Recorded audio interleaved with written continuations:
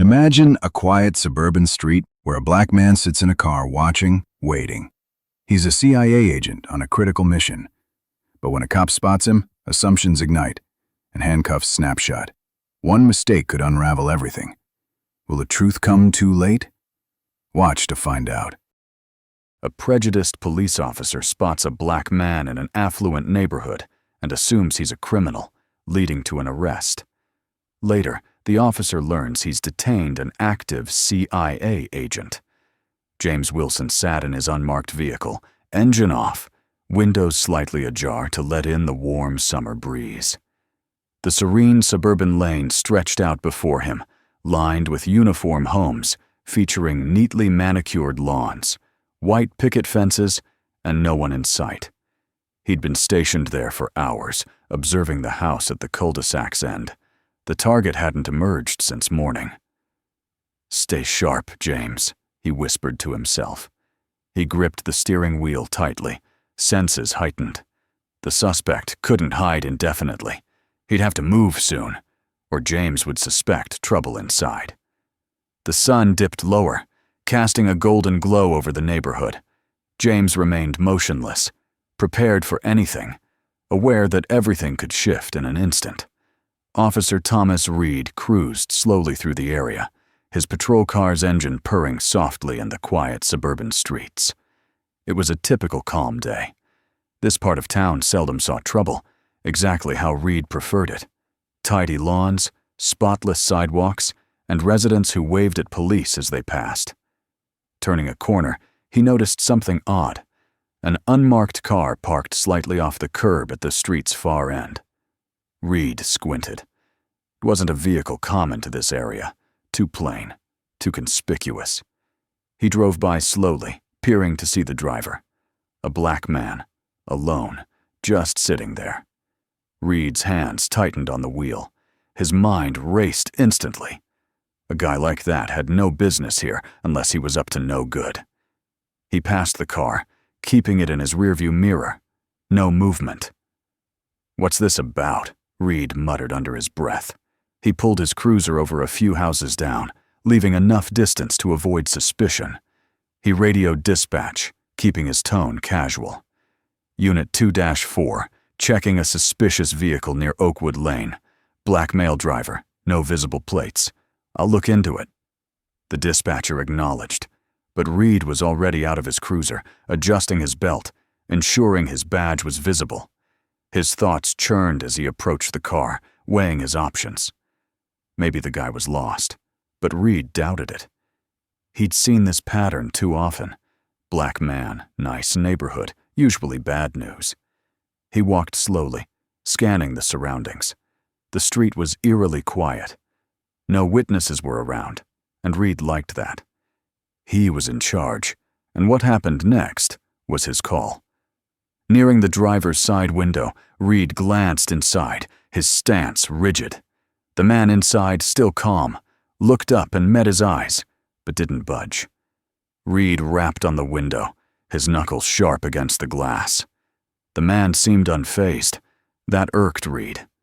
"Afternoon," Reed said, his voice steady but edged with suspicion. "Care to explain what you're doing here?" The man, appearing in his late 30s, calmly rolled down the window. His face was composed, his demeanor controlled. Reed didn't like that either. "I'm working," the man said evenly. "I'm with the government, on duty." He kept his hands on the wheel, avoiding sudden moves, which suggested to Reed he was too familiar with such encounters. Reed frowned. "Government? Got ID to prove that?" "Yes, I do," the man replied. "It's in the glove compartment. I can get it if you'd like." Reed didn't flinch, his suspicion deepening. The guy was too calm, too poised. People like him didn't belong here, and they certainly didn't have government jobs, especially not ones involving sitting in cars on quiet streets. Reed had seen enough. He stepped closer, hand resting near his holster. "Tell me exactly what kind of government work you're doing, and don't move suddenly." The man glanced at Reed's hand, then back to his face. "I'm on a federal surveillance operation. I can't share details, but I'm meant to be here." Reed's eyes narrowed. Surveillance? Funny, because we handle that around here. Never heard of any federal op in my neighborhood. The man's expression stayed neutral. You wouldn't. It's classified. That was it. The calm, almost condescending tone, as if Reed was clueless about his own turf, as if this guy was untouchable. Reed's jaw clenched. Mind stepping out of the car? He asked, more a command than a question. His voice grew sharper, more forceful. The man's eyes remained steady, hand still on the wheel. Look, I'm just doing my job. My ID's in the glove compartment. Check it, and this will clear up. Reed shook his head, stepping closer. He felt the tension building between them. Here's how this goes. You step out, nice and slow, and we'll sort this out. For a moment, the man didn't move, just stared at Reed, as if weighing compliance against argument. Finally, he sighed, his frustration subtle. All right, he said softly. I'll get out. Reed watched closely as the man unlocked and opened the door, moving deliberately. He was complying, but his calmness still grated on Reed, as if he thought he held the upper hand. Reed wasn't having it. As the man exited, Reed's hand hovered closer to his holster. He didn't trust this one bit. The man stood tall, hands visible, but something about his posture, his movements, unsettled Reed. He didn't look like a criminal, but Reed had learned not to trust appearances, especially with a black man in a car that didn't fit this neighborhood. He couldn't lower his guard. Not here. Not now. Keep your hands where I can see them, Reed ordered, his tone harder, more authoritative. The man complied, but his eyes stayed locked on Reed's, calm and controlled, as if he'd been through this before. That only fueled Reed's anger. The man was in his custody now, and Reed would uncover his story soon enough. James stood by his car, hand slightly raised, observing Officer Thomas Reed with a composed expression. He'd faced situations like this too many times. The same routine, the same tension. He knew the signs, an officer's shifting body language when suspicion took hold. He saw it in Reed's eyes, in the hand lingering near his waist. This wouldn't end smoothly.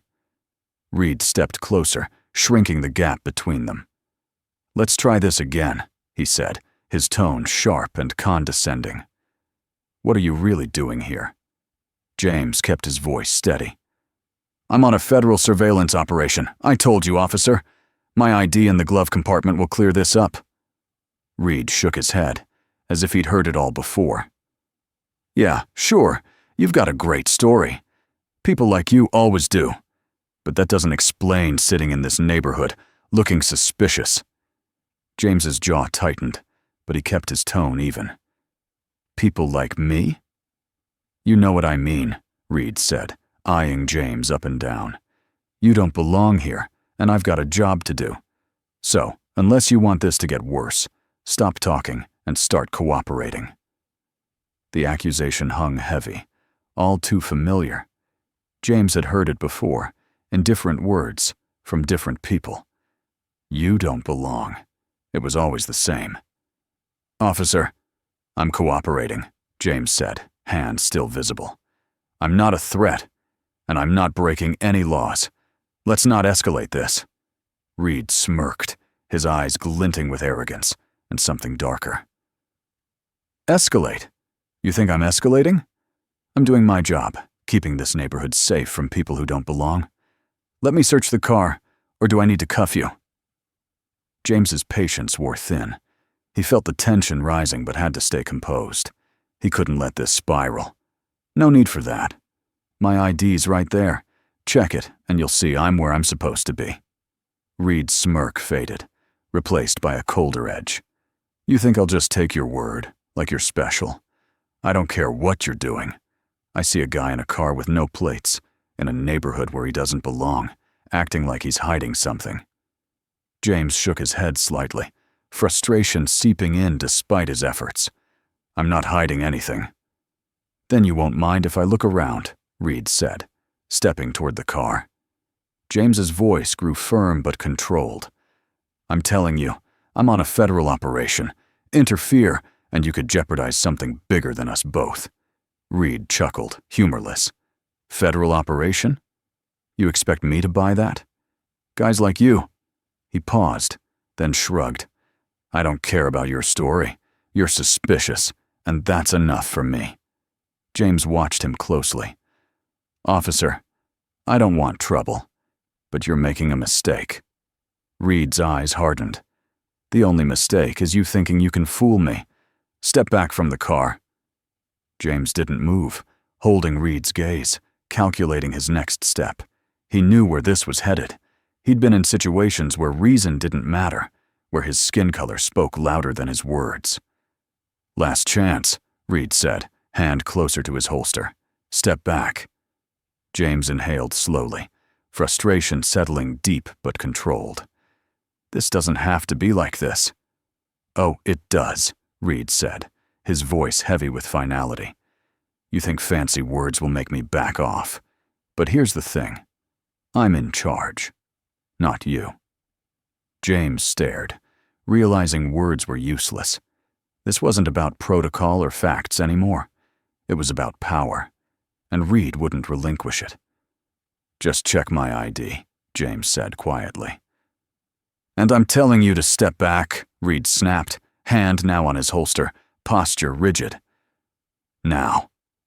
James took a step back, hand still visible. He knew compliance was his only option now. Reed wasn't listening and wouldn't. But as he stepped back, James felt the weight of it all. The routine, the assumptions, the reduction to something less than he was. It was a burden he'd carried for years, never getting easier. Reed approached the car, eyes scanning the interior. "I'm looking around and you stay right there." "Got it?" James didn't reply, just watched, as Reed leaned in, searching methodically, almost eagerly. It didn't matter that James had explained himself. His ID was right there, but Reed had already decided. After a moment, Reed straightened, turning back with a smug look. "Nothing suspicious, huh? You've still got explaining to do?" James's patience was gone, but his control held. He met Reed's eyes, voice low. "You're wrong, and this will catch up with you." Reed snorted. "Sure it will. For now, I give the orders." James stared, silent but resolute. He knew this wasn't over. James clenched his jaw, muscles tensing. He wanted to stay calm, but Reed's arrogance was unbearable. "Officer," James said, voice firm but steady. "You're making a mistake. I've been cooperative. Told you who I am, why I'm here, and where my credentials are. Just look." "Cooperative?" Reed shot back, voice growing hostile. "You call sitting in a car where you don't belong cooperative? Making me deal with this?" He shook his head. "People like you always have a story. I've heard them all." There it was again. People like you. James felt a familiar burn in his chest, frustration and anger he'd learned to suppress. It wasn't just this moment. It was every moment like it. The stops, the suspicion, the assumptions. Always the same. "You're wrong," James said quietly, voice tight. "And when you realize it, it'll be too late." Reed's face twisted into a sneer. "That a threat? You threatening me?" James met his gaze, unwavering. "No, it's the truth." For a moment, they stood locked in a silent standoff. James kept his posture calm, but the weight pressed down on him. Reed bristled, his arrogance turning to aggression. He couldn't let it go. "Turn around," Reed said, voice lower, hand now on his holster. "I said, turn around." James's pulse quickened, but he held still. "Officer, don't do this. I'm not resisting, but this is too far. Check my ID." "I'm done with your ID," Reed snapped, gripping his holster. "Turn around. Hands behind your back, now." James hesitated, knowing the danger. He could push for protocol, but it would only worsen things. One wrong move, one wrong word, and this could spiral. Slowly, he turned, hands visible. It wasn't about guilt anymore. It was about power. Reed wanted control, and James had no choice but to comply. His pulse pounded as he placed his hands behind his back, humiliation settling in. Reed moved fast, roughly cuffing James's wrists, the cold metal biting into his skin. James winced, but stayed silent. The cuff's sharp click felt like the final note of injustice. "See how easy that was?" Reed said, voice thick with satisfaction. "Cooperate from the start, and we wouldn't be here." James stood still, silent. He felt Reed's breath as the officer patted him down, searching for anything to justify this. There was nothing. Satisfied, Reed yanked James toward the patrol car, shoving him against the door before opening it. James braced himself, body tensing as Reed pushed him inside. The plastic seat was cold, the car's air stifling. James heard Reed muttering as he walked to the front, but the words didn't matter. The cuff's click echoed in James's mind, a sound of finality. Through the window, he saw Reed radioing, likely bragging about his suspect. James leaned back, staring at the car's roof. His mind raced, not with fear, but with deep, weary anger. He'd done everything right, complied, stayed calm, explained. Yet here he was, cuffed, treated like a criminal because of Reed's prejudice. Reed got in, started the car, and glanced at James in the rearview mirror, smirking smugly. He thought he'd won, put James in his place. As they drove off, James stared out at the tree-lined streets, where people like him didn't belong. Reed's arrogance weighed on him, but there was no fear, only cold anger. Reed had his moment of power, but James knew this wouldn't end as the officer expected. Reed would soon face the consequences. James stayed silent, planning his next steps. He'd stay calm, in control. This wasn't over. James sat in the patrol car, cuffs biting his wrists, his eyes fixed on the passing world. Quiet streets, pristine homes, perfect lawns. The irony wasn't lost on him. These people were oblivious to what happened in their idyllic world.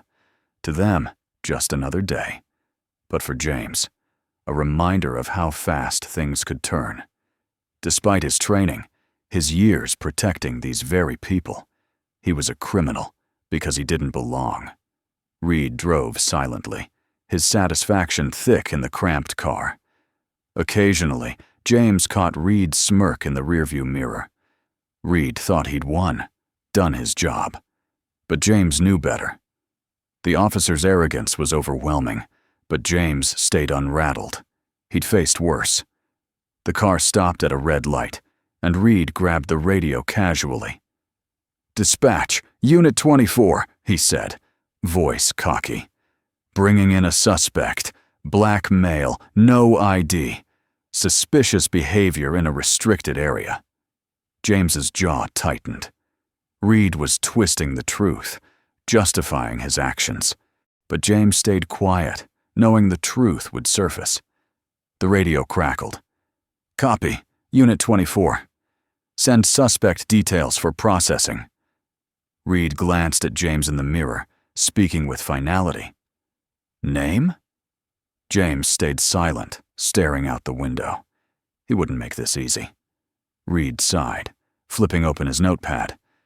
"James Wilson," he said dismissively. "No ID, claims some federal surveillance nonsense.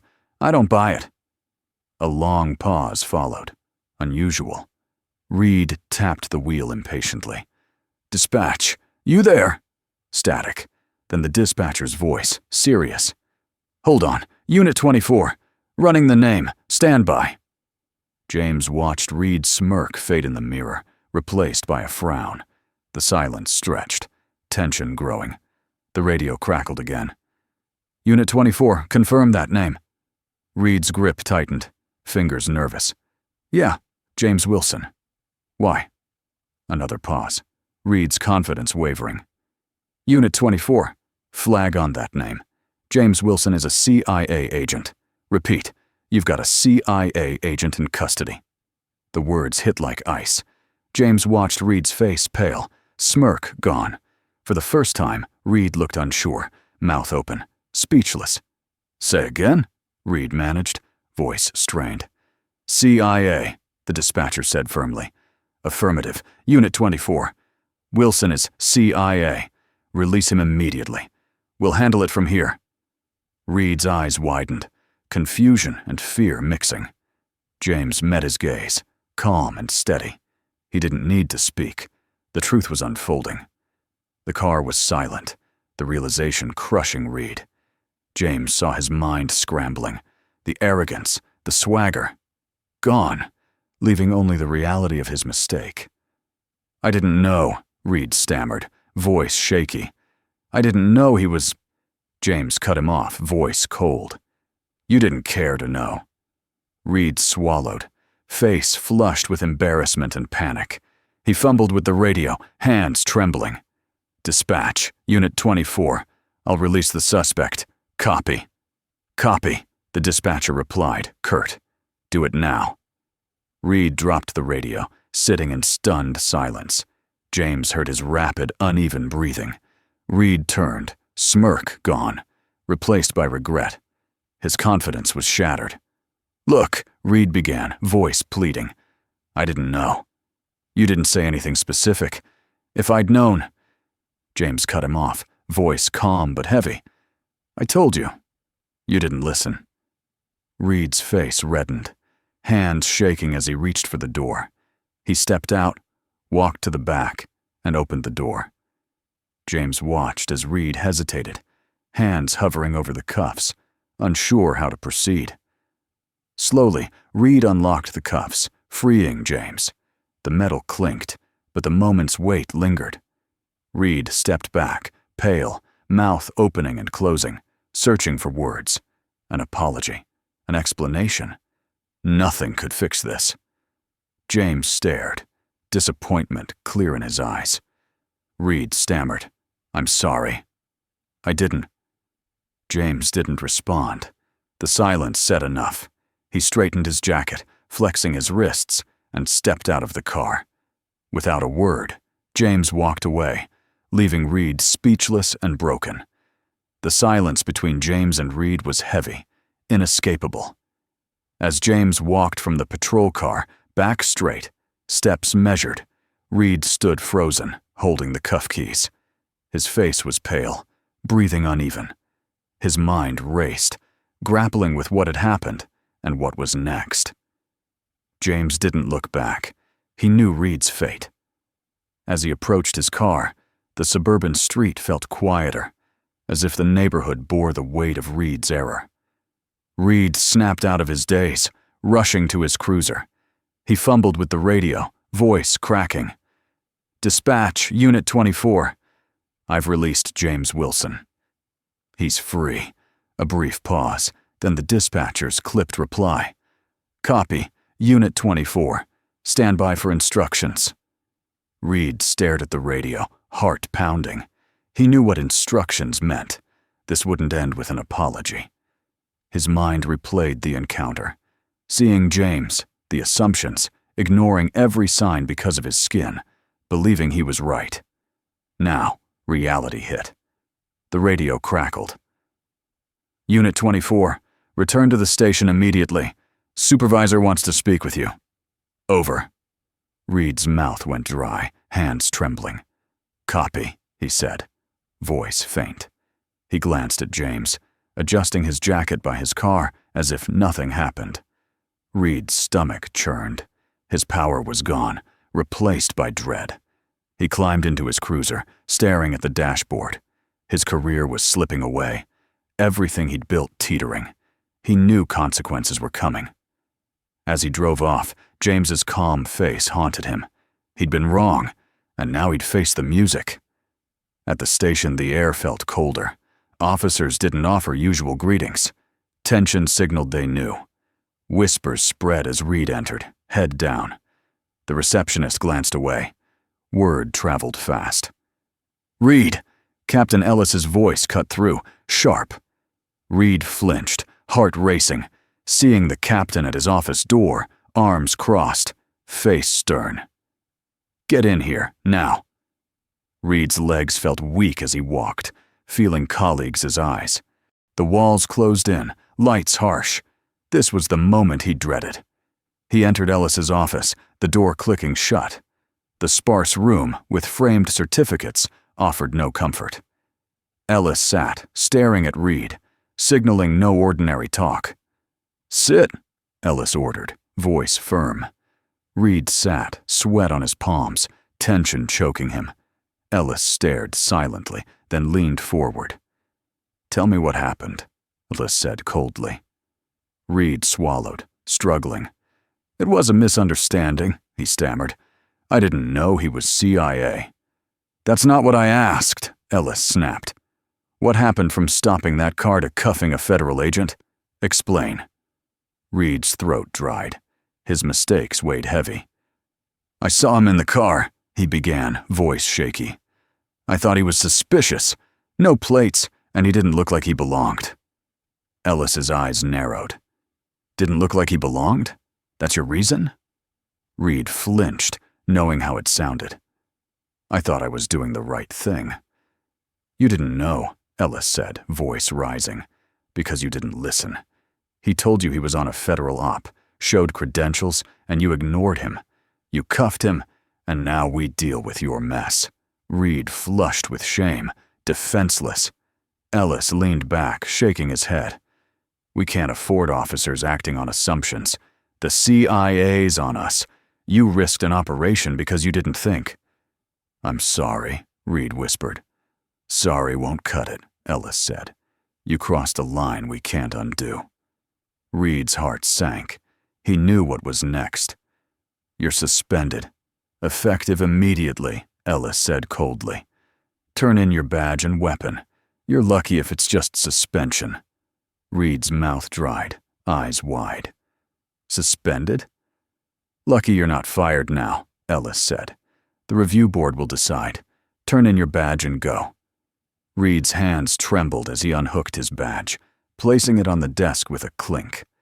As he left, a hollow emptiness filled him. He'd lost everything that defined him. He walked out, feeling judgment in every glance. This was his consequence, inescapable. Reed stood outside, the station door thudding shut, leaving him staring blankly. His badge was gone. He felt exposed, the uniform no longer his. The day's weight crushed him. He looked for something familiar, but only felt loss. His hands shook, a chill hitting despite the warmth. Passers-by ignored his internal storm. Reed breathed deeply, steadying himself. He'd always been in control, but now he had nothing. His biases had stripped everything away. He walked to his car, legs weak, authority gone, replaced by a hollow ache. At the car he paused, staring at his pale, unfocused reflection. The dispatcher's words, "CIA agent," echoed. He'd arrested a federal agent for a baseless suspicion. The truth hit hard. Reed sank into the driver's seat, gripping the wheel until his knuckles whitened. His mind sought excuses, but there were none. His prejudice had cost him everything. His phone buzzed, but he ignored it, unable to face colleagues or family. What could he say? That he'd ruined his career in minutes? He pulled out his notepad, pages filled with past arrests. Once a source of pride, now they showed his blindness. How many others felt like James? How many times had he assumed guilt on a hunch? It felt empty now. Reed tossed the notebook aside. His phone buzzed again, a message from his wife. Shame washed over him. What could he tell her? That he was a public embarrassment? He couldn't reply, leaning his head against the wheel, eyes closed. The day's weight crushed him, leaving him powerless. The station was tense, whispers spreading. Officers glanced at the door, knowing Reed was done. His career had ended in disgrace. In Ellis's office, the captain sat with papers, knowing this was different. Reed's actions would ripple through the community, staining the department's reputation. Ellis sighed, rubbing his temples, reviewing the report. Reed had acted on bias, not facts, ignoring all signs. The phone rang. "Ellis," he said tiredly. "It's about Reed," the voice said. "The review board wants to meet. They're pushing for termination." Ellis nodded. "I figured. Get the paperwork ready. This needs to be clean." He hung up, staring at the ceiling. Reed had been promising, but his prejudice brought him down. Hours later, Reed sat in his car, numb. His phone buzzed, and he answered, voice a whisper. "Reed." "Officer Reed," Ellis said, firm but calm. "It's over. The review board decided. You're terminated. Effective immediately." The words hit like a blow. Reed had known, but hearing it made it real. "I understand," he said, voice flat. "Come back to finalize paperwork," Ellis said. "Then you're free." Reed nodded silently. "I'll be there." He hung up, staring out the windshield. His career was gone, his sense of self shattered. Everything he thought he was, a good cop, gone. He started the car, the station fading behind him. He'd lost more than a job. He'd lost himself. James stood by his car, breathing deeply, tension easing. It had been exhausting, and the encounter's weight lingered. He adjusted his jacket, wrists aching from the cuffs. The sting wasn't just physical. It reminded him how quickly things could go wrong, despite his achievements. Some saw only his surface. James closed his eyes, steadying himself. He couldn't let this derail him. He glanced at the house he'd watched all day, still his focus. Reed's actions nearly compromised the operation, but it wasn't over. James couldn't lose focus. His phone buzzed, a message from his superior. "Everything clear?" James replied, "All clear." Back on task. The mission was intact, but the words carried deeper weight. Physically unscathed, emotionally, it was another battle. He returned to his car, the seat familiar, gear humming. The house was quiet, the suspect unaware of the near disaster. James focused, job first. His mind replayed the confrontation, Reed's suspicion, the growing tension, the cuffs bite. It wasn't his first time, nor likely his last. Despite his service, he was just a suspicious figure in the wrong place. James wasn't angry anymore. He'd learned to process injustice without letting it consume him. But the disappointment, in Reed, the system, those who assumed without listening, lingered. Reed thought he had control, but James knew it would unravel. As he watched the house, something deeper shifted. Reed was gone, but the impact remained. The system kept turning, producing more like Reed. James would keep working, navigating a world where his skin made him a target as much as his skills made him an asset. He adjusted the mirror, seeing his tired but calm face. The sun set, casting an orange glow. This peace was fragile, built on ignorance, waiting to break. James's phone buzzed with an update. No movement yet. Good. He settled into surveillance, mind clear. The operation came first, but he thought of Reed, how things could have differed if he'd listened. Reed lost everything to his biases. James saw it in his eyes, the moment truth hit. But it wasn't James's job to teach that lesson or fix the system. His job was to protect, serve, finish what he started. He checked the house again, leaning back. The evening cooled, the neighborhood calm. James stayed vigilant, body relaxed, mind sharp. There'd always be Reeds, but James was here to do his job.